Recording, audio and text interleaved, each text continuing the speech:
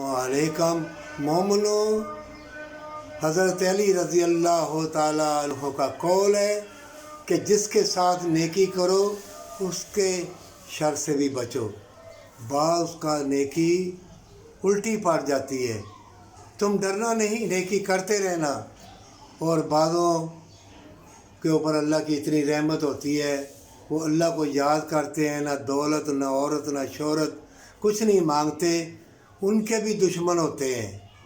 اور جو بھلائی کا کام کرتا ہے اس کے بھی دشمن ہوتے ہیں۔ کیوں کہ اندر اگر مکر و فریب ہو، بدکاری ہو، اور دنیا کے نشیب و فراز کے اندر محل بنائے ہوں، خواہشوں کے محل انسان اتنے بناتا ہے کہ پتہ نہیں بیماری آ جائے، ایکسیڈنٹ ہو جائے، موت کسی وقت آ جائے۔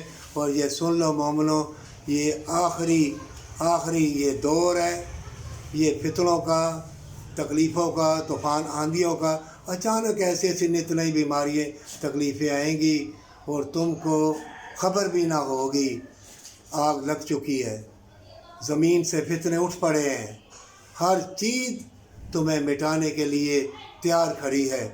اگر ان فتنوں کے دور میں اللہ نے تمہیں توبہ کی اور برائی اور بدکاری سے بچنے کی توفیق دے دی ہے تو تم اللہ کی بارگاہ میں سجدہ ریز ہو کے عاجزی انکساری کے ساتھ ہمیشہ کی جنت مانگنا اور ہمیشہ کی تندرستی، پورے جسم کی خوراک ذکر اللہ ہے۔ اور خلق خدائی کے ساتھ گھر بیٹھ کے دعا کرو، بھلائی کی دعا کرو، اللہ تمہاری دعا قبول و منظور فرمائے گا اور سچی توبہ کی۔